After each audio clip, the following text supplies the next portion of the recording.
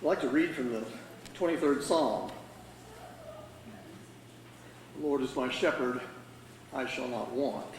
He makes me to lie down in green pastures. He leads me beside the still waters. He restores my soul.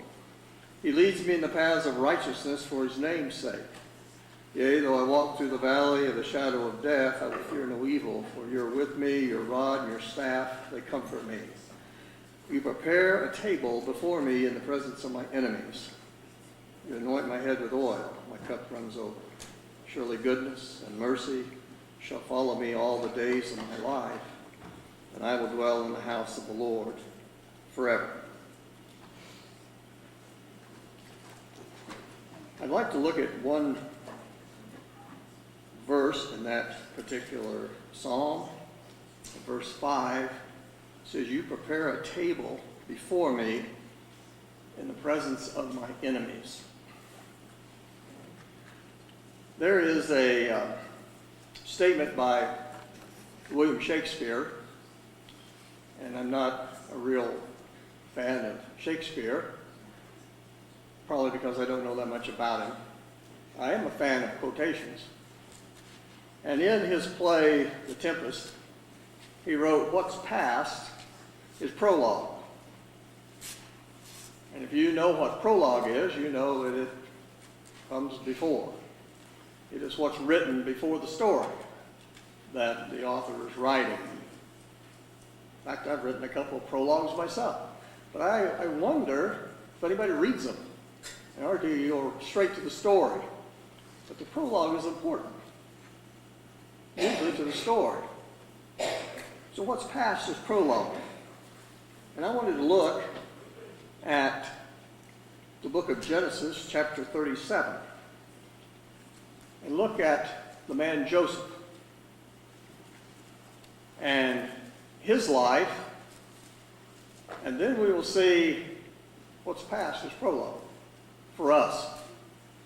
In Genesis chapter 37, beginning with verse 2, this is the genealogy of Jacob. Joseph, being 17 years old, was feeding the flock with his brothers, and the lad was with the sons of Bilhah and the sons of Zilpah, his father's wives. And Joseph brought a bad report of them to his father.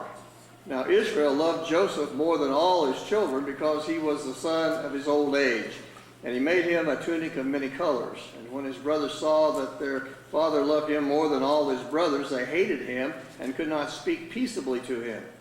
Now Joseph dreamed a dream, and he told it to his brothers, and they hated him even more. So he said to them, please hear this dream which I have dreamed. And he begins to tell them, of course, about this dream of they're binding sheaves in the field, and suddenly the one sheaf stood up, and the rest of them bow down to him. Well, of course, the brothers immediately understand, he's talking about himself, and we're going to bow down to him. Well, of course, they didn't like that. And then he had another dream. The sun, the moon, and the stars, sun, moon, and 11 stars bowed down to me. And so he told it to his father, and his father rebuked him for it. In verse 10, and his brothers envied him, it says in verse 11, but his father kept the matter in mind. And then his brothers went to feed their father's flock in Shechem. And Shechem was about 50 miles north of where they were at. And Jacob told Joseph, well, you go and see about them.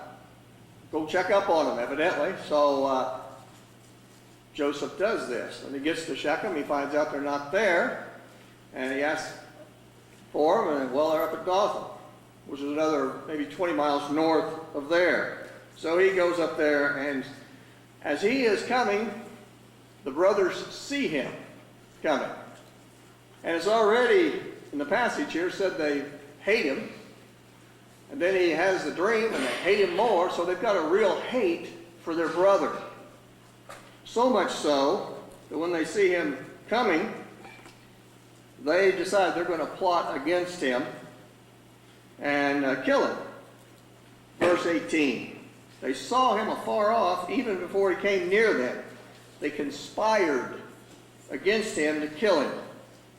And they said one to another, "Look, the dreamer is coming. Come, let's kill him, cast him in some pit, and we'll say some wild beast devoured him.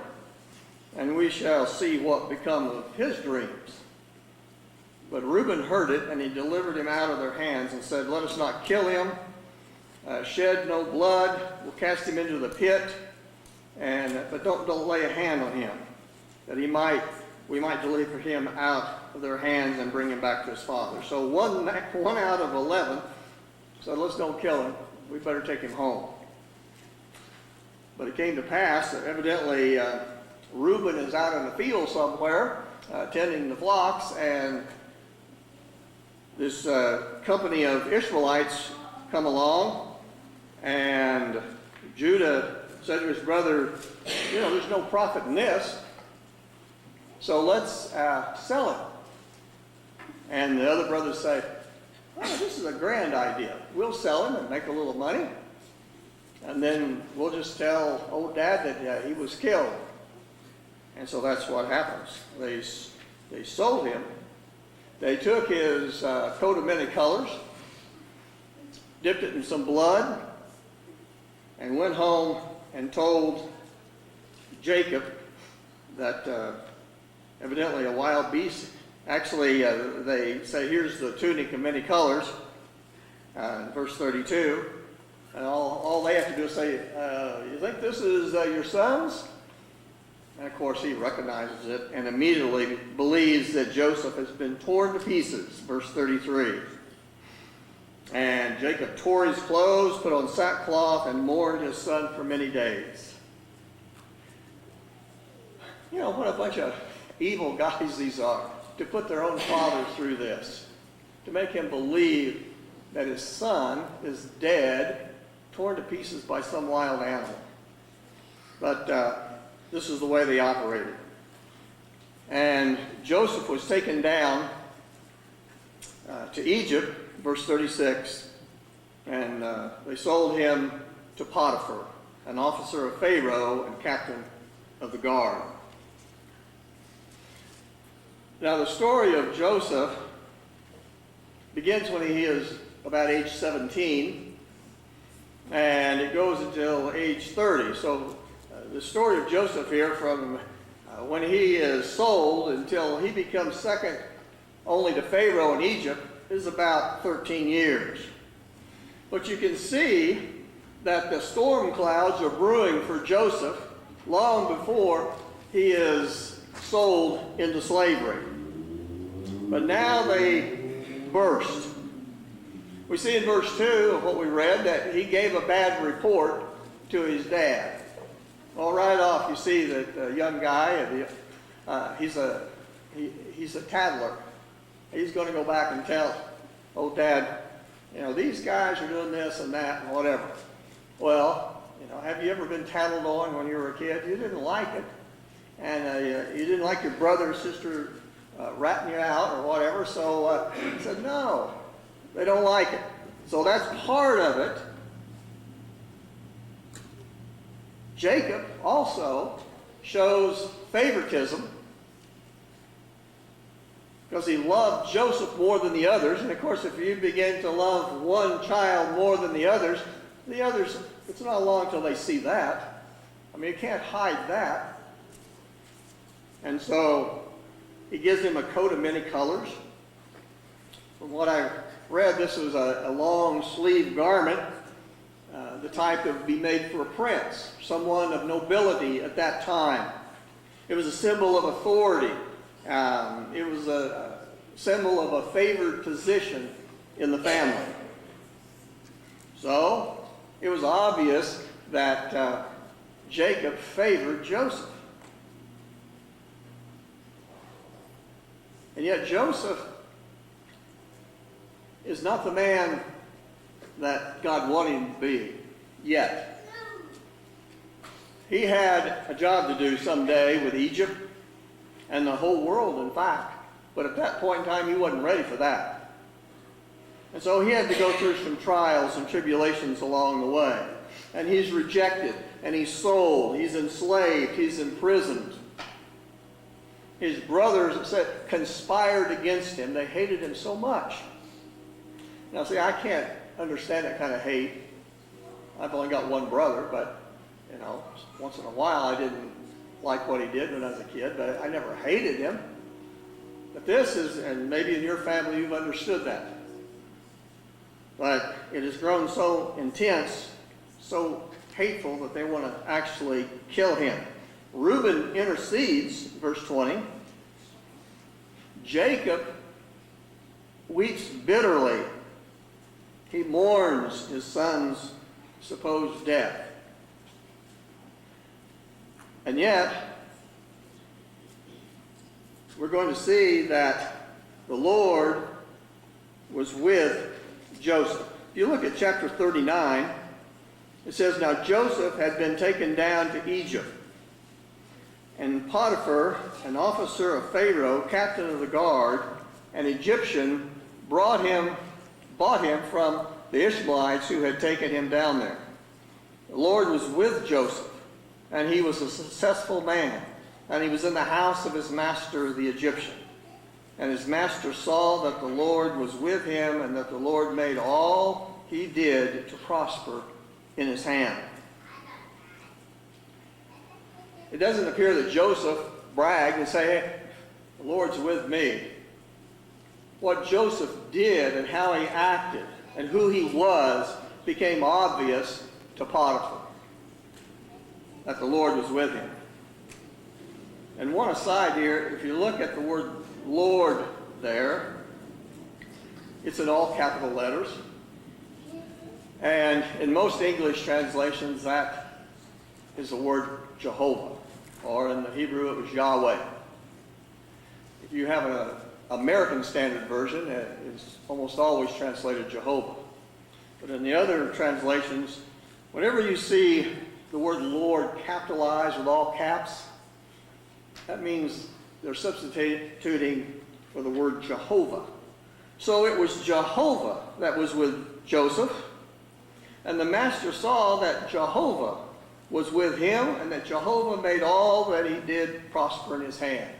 Evidently, Joseph did make known who his God was. It was Jehovah God. Now, Joseph was a perfect example of someone who had his table prepared in the presence of his enemies. Joseph had plenty of enemies in his own family, and soon to have enemies in his enslavement.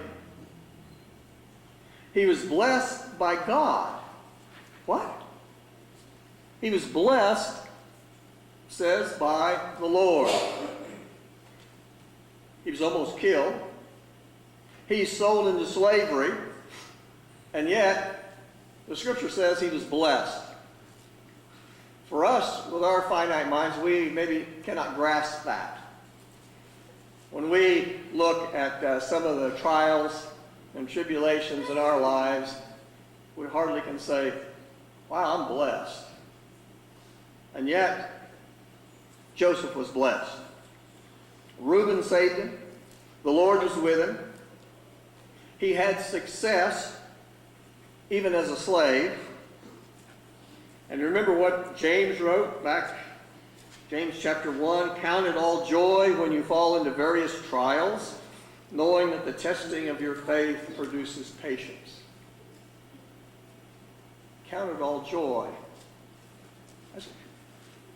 Fortunately, it doesn't say be happy about it. That would really be tough. But count it all joy, because you are being tested, you're being tried. And that's what's happening to Joseph. He found favor with Potiphar. Joseph didn't boast. He didn't brag. He didn't say God was with him. But it was evident by his life that he earned respect from Potiphar. And Potiphar saw it. Now, if we read on, verse 5, so it was from the time that he had made him overseer of his house and all that he had, that the Lord blessed the Egyptian's house for Joseph's sake. And the blessing of the Lord was on all that he had in the house and in the field. So he left all that he had in Joseph's hand. And he didn't know what he had except for the bread which he ate. And Joseph was handsome in form and appearance. That's a lot of responsibility for the captain of the guard of Pharaoh. And he trusted Joseph so much that he let him just run his house. All he knew is he could sit down to dinner and eat bread, and he didn't even know what was going on. Joseph was taking care of it. And yet Joseph is a slave. Now, how's that happen? Well, you know, the hand of God is in that. The hand of God is directing his providence in the life of Joseph. And it says he was handsome in form and appearance. He was a handsome man, good build, evidently, form, very young man. But what happens?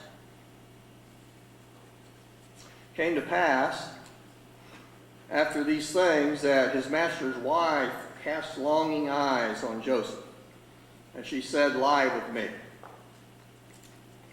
Well, we pretty well know what longing eyes are, evidently.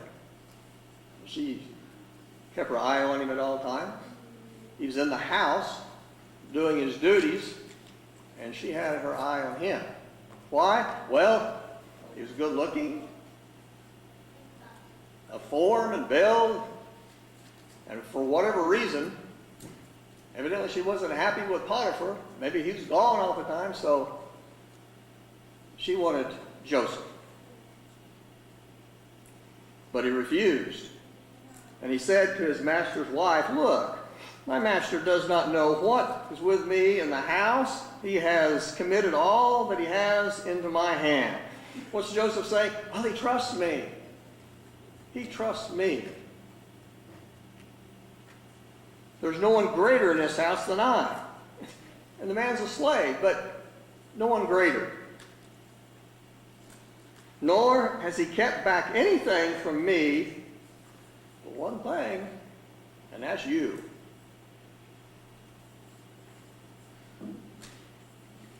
But that wasn't good enough for Mrs. Potiphar. Because you are his wife, how then can I do this great wickedness and sin against,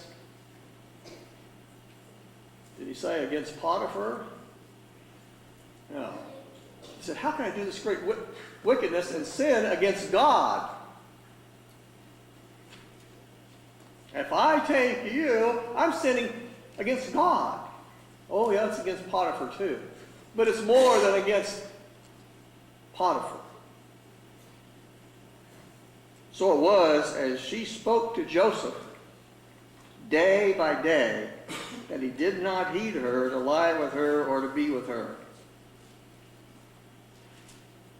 See, this wasn't some one-time deal. Day in, day out. She pursued him. And you know it just made his job tougher every day as he had to put up with her. But it happened about this time when Joseph went into the house to do his work and none of the men of the house was inside, that she caught him by his garment, saying, "Lie with me," but he left his garment in her hand and fled and ran outside.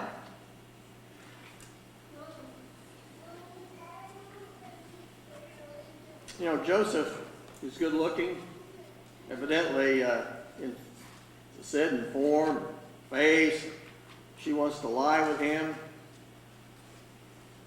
Satan is working overtime on old Joseph. And yet he resists. And he did exactly what he was supposed to do. And that was flee.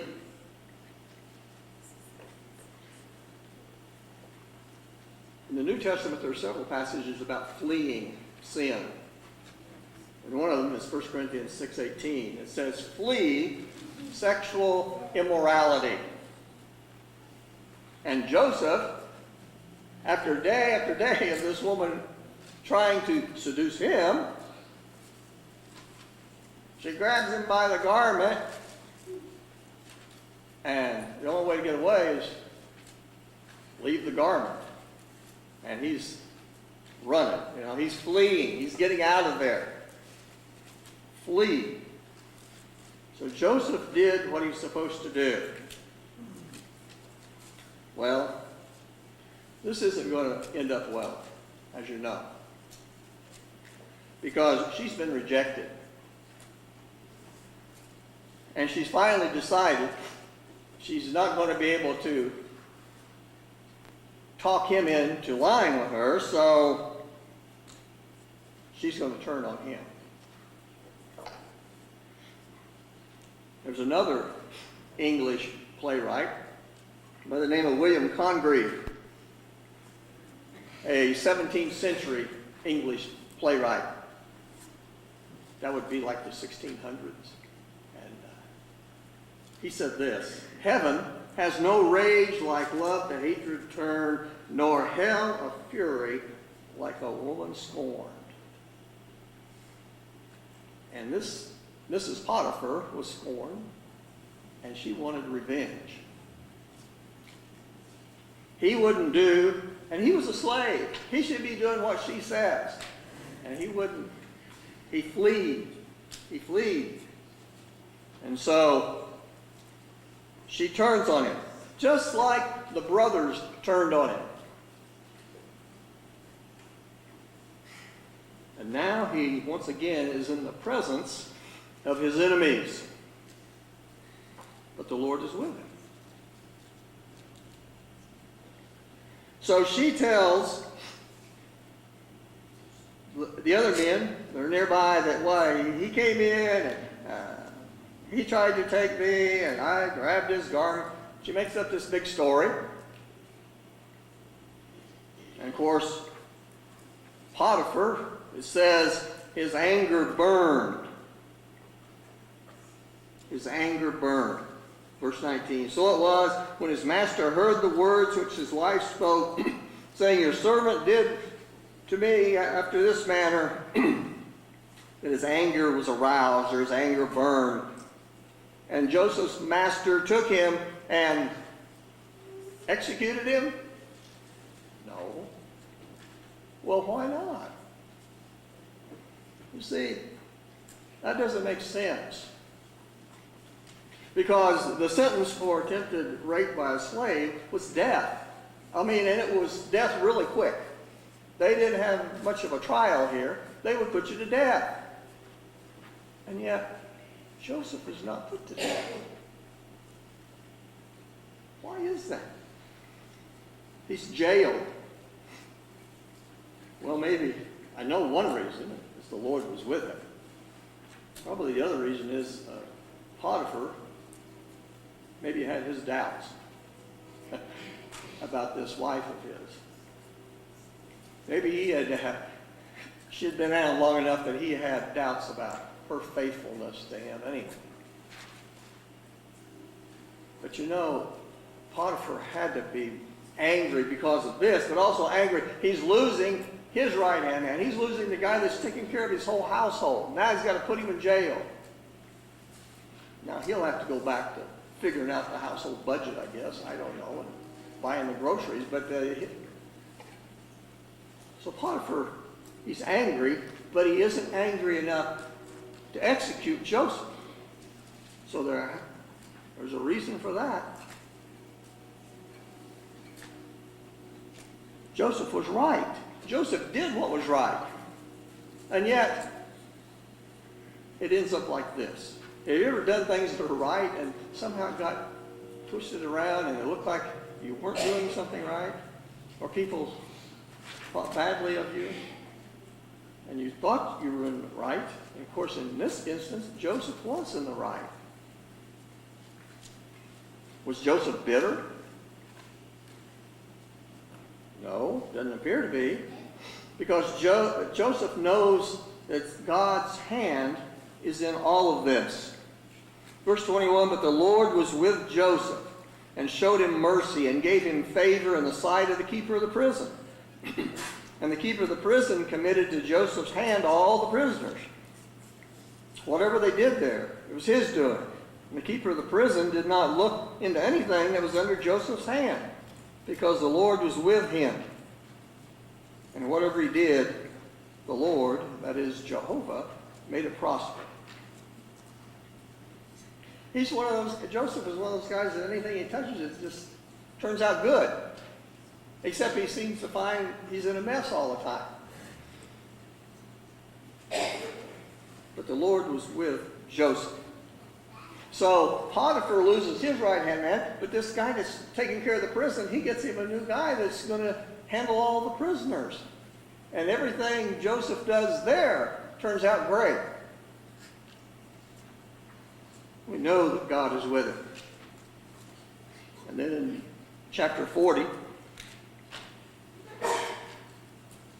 there's a story, if you've read it, of the butler and the baker, and they're put into prison. And these fellows have dreams. Joseph interprets the dreams correctly. And Joseph asks them, the butler, to remember him when you get out of here. And, oh, sure, you know, I'm sure that was going to happen. Well, it didn't. But he asked to be remembered. But the cupbearer is what he was. The cupbearer had a short memory. There's a passage in Isaiah chapter 49, 15 and 16. It says, "Can a woman forget her nursing child and not have compassion on the son of her womb? Surely they may forget, yet I will not forget you." That's the Lord speaking. "See, I have inscribed you on the palms of my hands." Joseph had reason to believe that he had been abandoned by God once again, yet he doesn't lose faith. The Lord says, "I won't forget you." I mean, a nursing mother will forget her child before I'll forget you. You are inscribed on the palms of my hand. Tattooed on there, there's your name. Maybe it was a foreshadowing of the palms of the Lord's hands. Don't know. But God, once again, didn't abandon him. God doesn't abandon us, even though we have some trying times, and it may look like we're abandoned. He's there. And what about Job? The man was upright. He was blameless. He feared God. He shunned evil, the Bible says. Job chapter 1. And Satan comes along and tells God, "Yeah, you put a hedge around this guy. You gave him all this stuff. Sure, he's going to worship you. He's going to follow you. You just take all that stuff away, and he'll curse you to your face." And God said, "Okay, just don't lay a hand on him. Just take his stuff." So Job loses in succession his work animals. They're stolen. His servants are killed. His sheep are burned up with fire out of heaven. His camels are stolen, and there are more servants that are killed. Then his children are killed by a tornado or some strong straight line winds that the house collapses on them. And yet, it says that Job remained faithful. How is that? Why would that happen? Job remained faithful. And I think I'll read that verse. Chapter 1 and verse 21 of Job. He said, "Naked I came from my mother's womb, and naked I shall return there. The Lord gave, the Lord has taken away. Blessed be the name of the Lord. In all this, Job did not sin or charge God with wrong. So many times we become maybe angry at our plight, and there are people in this world who become angry at God and think where is God? Because they've had some calamity. And yet Job lost all of these things, and he said, blessed be the name of Jehovah. And in all of that, he did nothing wrong. And Satan goes back to God and says, you touch his person, and he'll curse you. Okay? Just don't kill him. And then Job had boils. He was afflicted with boils from the crown of his head to the sole of his foot. If you've ever had a boil, you know what kind of discomfort that is. And finally, even his wife turns against him and tells him to curse God and die. And Job won't do it. He does curse. If you look at chapter 3 and verse 1, after this, Job opened his mouth and cursed the day of his birth. He cursed the day he was born. I wish I had never been born. But he doesn't curse God. And finally, I said the wife was finally, but actually the finally is his friends come to comfort him. And with friends like these, you don't need any enemies, do you? I mean, they come and they tell him how bad he is also. Now, you must have done something, Job, or you wouldn't be getting all this stuff on you.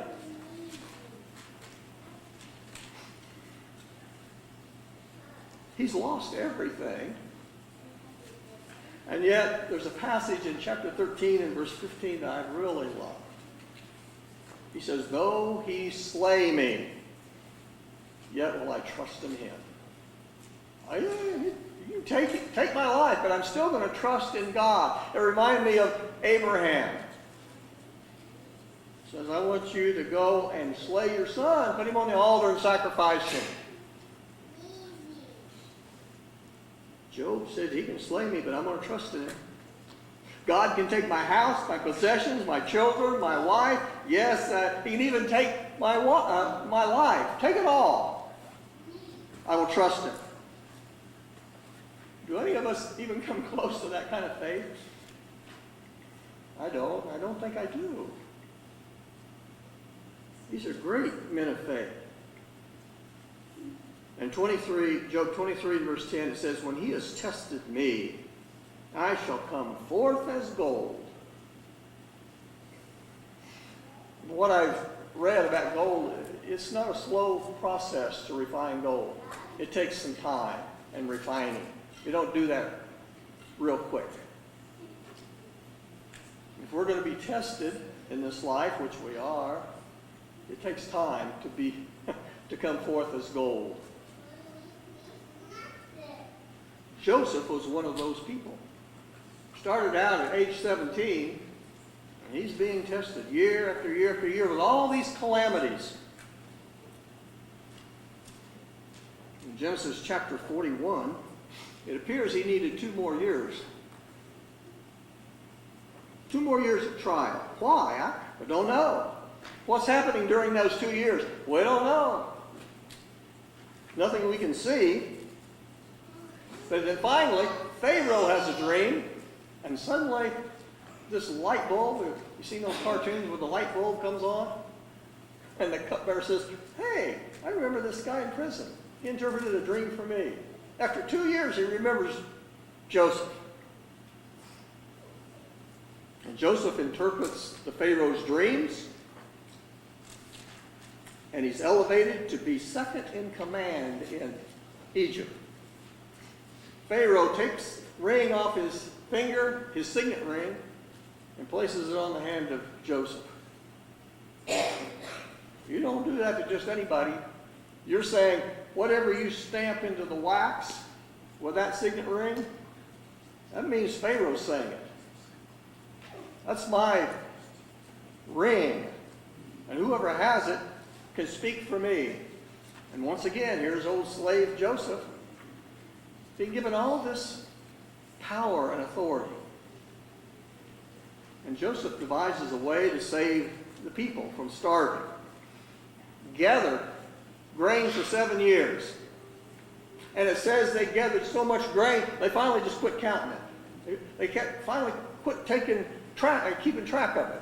There was so much. Once again, Jehovah was with Joseph. Now his brothers come to get grain, and Joseph gives them a hard time, doesn't he? And they kind of deserve that. Him giving them a hard time. But it says that he sat down to dinner with them. They're kind of separated, but they were in the same room. That God prepares a table in the presence of my enemies. And here he is eating with his enemies. His brothers. And finally he reveals himself. And what does he tell them? It was God's will. It was God's will that all of this happened. It takes a lot of faith. Did God ever speak to Joseph? I don't know, as I've read, that he actually spoke directly to him. He spoke directly to Abraham and Isaac and Jacob, but Joseph? I'm going to say that he didn't, but if after the lesson you tell me different, that's fine. But Joseph knew that God was with him. And he knew it was God's will that all these things happened to him. To those of you that are in my class on Wednesday night, the Esther class, and if you're not in a class, you should come to my class, okay? It's just a commercial. But if you're in a class, keep going to the one you're going to. But does God ever speak to Esther? Does he ever speak to Mordecai? No, he never speaks to. In fact, the name of God is never mentioned in Esther. And yet we see God's hand in everything that happens to Esther and Mordecai. This improbable Jewish orphan becomes queen of Persia. And here is Joseph, a boy from the land of Canaan, becomes second in command of the most powerful nation on earth at that time, which was Egypt. And Persia was the most powerful empire the world ever known. And there was Esther. And Mordecai got the signet ring, didn't he? God works with his people. And what he wants done is done. Now, how about you? How's the Lord in your life? Do you let him in? And do you believe that he's always with you? Regardless of the circumstances. 1 John 4:4 says, greater is he that is in you than he that is in the world. The table is spread. Will you dine while the devil looks on? He's like a roaring lion stalking about, seeking to devour you. Can you rest in the arms of the Lord and have peace of mind, regardless of the circumstances? And sometimes it's hard. We don't always do it too well, but we know the Lord is with us. Prepare a table before me in the presence of my enemies. Yea, though I walk through the valley of the shadow of death, I will fear no evil, for you're with me. Your rod and your staff, they comfort me. You prepare a table before me in the presence of my enemies. You anoint my head with oil. My cup runs over. Surely goodness and mercy shall follow me all the days of my life, and I will dwell in the house of the Lord forever. Do you believe it?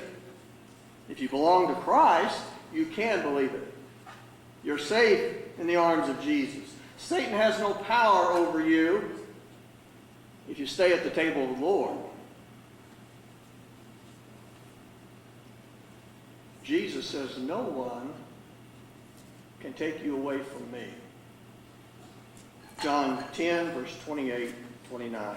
My sheep hear my voice, and I know them, and they follow me, and I give them eternal life, and they shall never perish, neither shall anyone snatch them out of my hand. My Father, who has given them to me, is greater than all, and no one is able to snatch them out of my Father's hand. I and my Father are one. Your enemies are all around, but know this, Satan and his clan cannot take you from the table of the Lord. If you are not a Christian, tonight is the night you can become one. The Lord invites you to come. He gives rest to those who are weary and heavy laden. If you are a Christian, and for some reason you need the prayers of the congregation, the Lord invites you also. Come as we stand and sing.